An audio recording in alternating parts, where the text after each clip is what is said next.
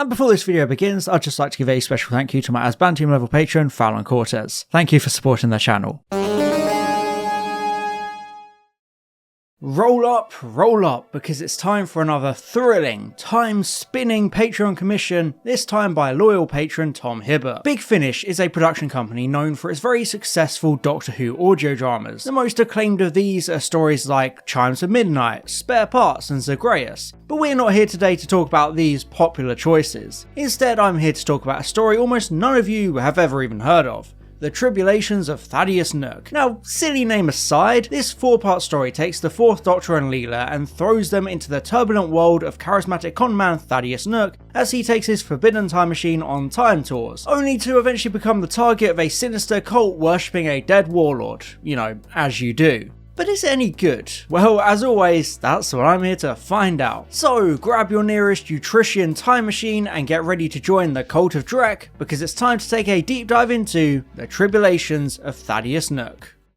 So if you're not familiar with Big Finish, ever since the late 90s they've made a name for themselves by creating these audio dramas about Doctor Who. These full-cast audios essentially take the form of episodes without visuals, still maintaining the feeling and quality of the live-action show. For many years there was basically just the main range, which were monthly audios focusing on different Doctors and companions in mostly standalone adventures. However, they soon branched out to full ongoing series like the 8th Doctor Adventures with Lucy Miller, and in 2012 they launched the 4th Doctor Adventures. These are much like seasons of classic Who, with otherwise unconnected multi-part stories making up a series of adventures. This range allows new 4th Doctor stories to be told, having him face off against new villains or iconic monsters he never met in the show, along with expanding on his adventures with his TV companions, or even having brand new companions like Margaret and Anne Kelso. So far the range has had 12 series over 13 years, but today we'll be focusing on Series 10 Volume 2, which was released in 2021 and is set during the Doctor's adventures with Leela during Season 14 and 15 of the TV show. So, without any further ado,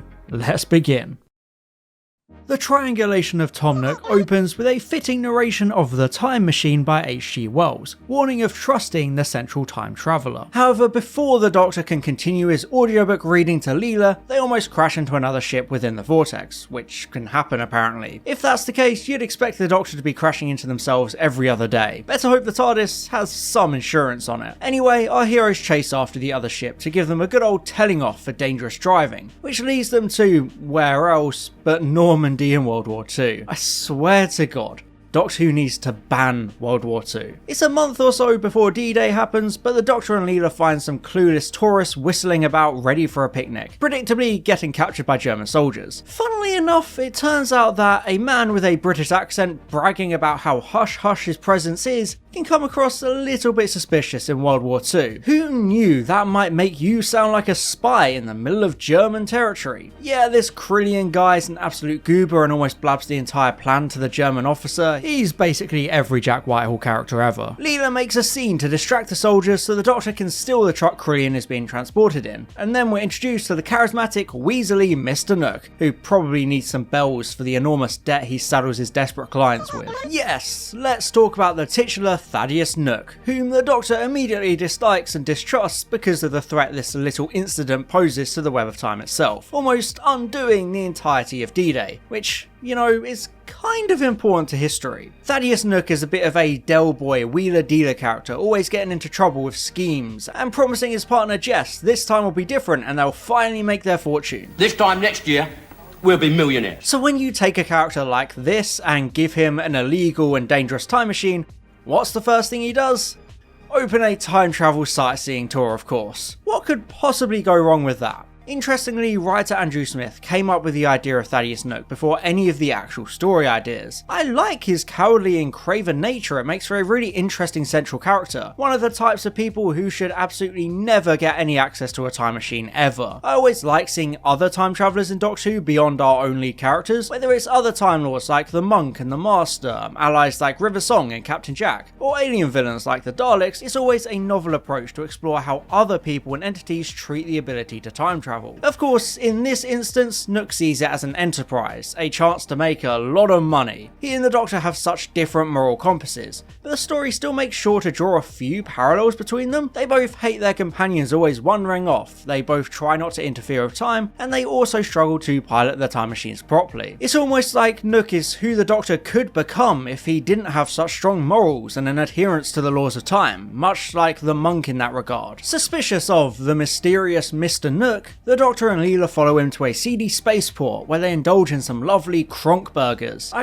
really wonder what those taste like. They need to do a modern Doctor Who cookbook. After a bit of chasing and running around, Leela ends up separated from the Doctor, with Nook launching the time machine as he runs from the Doctor whilst Leela is on board. This time tour ends up being like one of those dreadful and cringe-worthy apprentice tasks, where they have to do a sightseeing tour and fail disastrously and everyone demands a refund at the end because it's so bad. I'm sorry to say, you're fired. Despite the story's cover art suggesting destinations like Utopia, Woman Wept and Midnight, Nook takes the tour group to the crystal planet Pharamos. Finally, a chance for Pharamos to show its true quality. This planet is basically a safer version of Midnight. Well, actually I say safer, but Nook almost immediately dies when they arrive because they're too early and the planet still has a lot of unstable volcanic activity. I guess it's not quite time for Pharamos to show its true quality after all. These early escapades remind me a bit of Season 2's The Chase, which was, well, a chase through time and space as the Daleks pursued the Doctor and co through all sorts of weird and wacky settings. It's a nice storytelling device, allowing for lots of settings to be crammed into one story, also serving as an example of how audio stories can tell grander, more ambitious stories without worrying about budgetary constraints affecting the visual quality of the episodes. Writer Andrew Smith also drew inspirations from more comedic stories like The Romans and The Gunfighters, which balance both dark and light tones that transition into one another as the story goes along. In this case, the tonal shift happens when the time tour lands in Dallas 1963, just in time to see old JFK get a kick in the head. You know, that grassy knoll must be pretty busy these days. I like how this scene plays into a lot of the JFK conspiracies and things that don't add up, like the mysterious umbrella person on a day without rain, or a cop that doesn't make any sense, who in this instance is Nook himself. A lot of people like to entertain the idea of time travelers like these, so I like how the story takes these very outlandish theories and turns them into part of the actual narrative with this time travel tourism. It's a great touch for the story, although I do actually find it quite weird there's no reference or nod to the 9th Doctor also being at the assassination. You'd think they'd jump at the chance to have a character mention that weird guy over there in a turtleneck. Anyway, meddling with time is very dangerous, as we've seen time and time again. Even being in a time you're not meant to be in can do untold damage. Early on in the story, we hear the cautionary tale of the Utricians, who created the forbidden time machine Nook is using.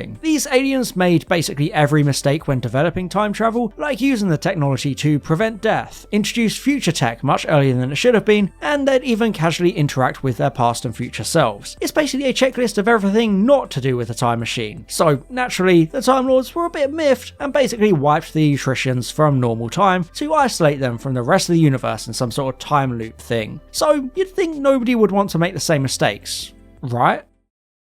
Well, as it turns out, nobody ever learns, because time is fracturing in classic Doctor Who fashion. Everything comes down to the supposedly infamous event of the Triumph Day massacre on Delros 10, where a bunch of warlords apparently came together for a meeting under the rules of a planetary day of peace and non-violence, only for the comically evil Granus Drek to ambush his opposition and kill them all, which is absolutely not a surprise when it comes to warlords. When the Doctor and his temporary companion Len arrive, they're too late and the massacre has already happened, with Leela apparently being a casualty. Upon hopping back a few hours to the arrival of the time tour, the Doctor and a still alive Leela are reunited, only for us to find out that time is fracturing because Lem and his friend Flair want to change history and save Drek's life from his apparent destruction during the massacre. Flair is a descendant of the so-called Cult of Drek, wanting to help the Warlord conquer the galaxy, you know, the usual stuff. We all have our unique hobbies, and to prove she means business, Flair murders the rest of the tour group. Hey, at least that means no refunds for Mr. Nook. Flair forces Nook to take her back to the height of the massacre so she can warn her precious Drek of his imminent death, but he immediately hates and distrusts her. You know what they say? Never meet your heroes. Or in this case, cult leaders, although she eventually gets through to him, so good for her I guess. Leela and Jess end up the captives of a surprisingly nice and friendly warlord who brings them to the meeting for some reason. Since time is clearly already fucked, Leela warns the meeting, only for Drek's ambush to still work and the warlords go boom. Hey, at least Leela ends up fine after all. The nice warlord simply believed that she died, which is actually kind of a hint towards the cult of Drek's plan. Indeed, the time travelers all depart under the assumption that history maintained its course and everything went as it was always meant to happen, with Drek dying as he tried to escape the planet. However, when they reconvene at the spaceport, the script remembers they're only on part 3, so the cult of Drek is waiting there for the protagonist, Drek and Flea having hijacked Nook's time machine and seeking to conquer the future. Yes, Drek had escaped death all along, just like Leela having never actually died. The timelines are still maintained because history relies on the universe believing Drek died that day, even if there was no proof. It's kind of like the Series 6 story arc, where the Doctor tricked the universe and the Silence into believing he died at Lake Silencio. Maybe this is where he got the idea from. However, Flea's plan almost immediately falls apart because, shock and horror, this evil psychopathic galactic warlord decides he doesn't just want to conquer the future, he also wants to go to his own past and help his younger self start his empire even earlier and cause more damage. Of course, this is the absolute worst thing you can do with time travel. At least Nook's tours tried to stay out of meddling or personal timelines, but Drek doesn't care about silly things like maintaining the web of time and keeping the fabric of the universe intact, not whilst there's conquering to be done. Also, just as a side note, the whole time I was picturing Drek as Lur from Futurama,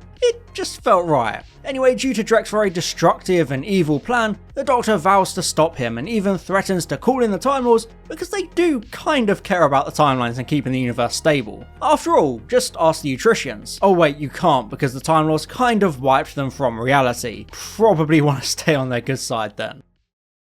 The climax of the Trebuchet of Captain Hook sees Thaddeus Nook goes on a bit of a redemption arc of sorts, as the Doctor uses materialization shenanigans to rescue Nook and Jess from the villains at the cost of himself becoming a hostage. There's a great scene where Jess pleads with Nook to help the Doctor and Leela in return, although the conman is eager to escape and move on to the next scheme. Jess walks out on him and it's a really emotional moment because she had stuck with him through so much. But she's had enough now. However, Nook has actually grown, so he comes back for her, showing a real genuine and caring side of this character, doing the right thing for once. We've seen this growing sense of heroism and responsibility throughout the narrative, especially when Nook and the Doctor were forced to work together on Delros 10. Despite the Doctor still despising Nook for being so dangerous to the web of time, Nook is able to use his command skills for good, like when he pickpockets Flea to get the time machine key back. It showed that he could be a force for good, and we really see that at the end as he and Jess use their time travel machine to disguise themselves as acolytes to rescue the Doctor and Leela,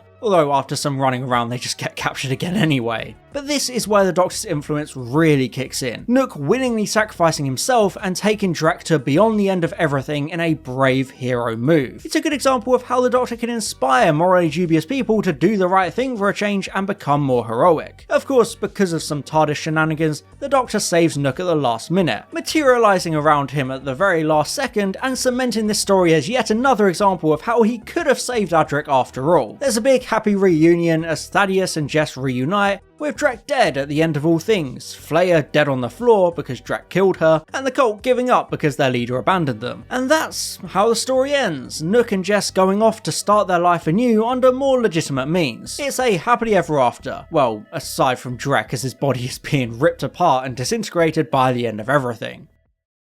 The Trivial Pursuit of Thomas Cook is actually a really decent, solid little Big Finish adventure running around a lot of settings. The performances are good, with the titular Thaddeus Nook an interesting and fun character with good development and a nice arc. Tom Baker and Louise Jameson are great, it barely feels like time has passed, even though this was recorded decades and decades after they both left the TV show. Of course, by its very nature as a 2021 audio drama, it does feel a little anachronistic for the 4th Doctor era. It doesn't feel like it really slots right into season 14 or season 15. I don't necessarily think that's a bad thing, but it does make it a bit weird and uncanny to listen to, like most era-specific Big Finish stories. That being said, The Tramp Stamp of Peregrine Took is a very enjoyable story. The big bad warlord Drek could have had a bit more characterization though. He comes into the story too late to really feel like an interesting or developed character, so you don't end up caring much about him or the threat he poses. But for what it is, it's a strong story with nice twists and turns along the way. It doesn't do anything groundbreaking in my opinion,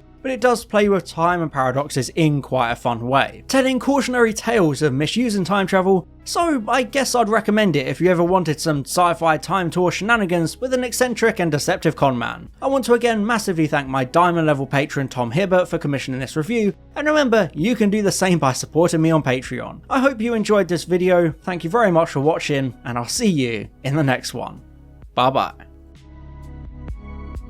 And I'd just like to give an extra special thank you to my Asbantium level patron Fallon Cortez, my Diamond level patron Glenna Clark, my Platinum level patrons Matthew Burns and Maximilian Foreman, and all my Gold level patrons Chris Douglas, Daniel Shillito, the 3 Railway Engines, Thomas R, and Thomas Price. Thank you so much for your support.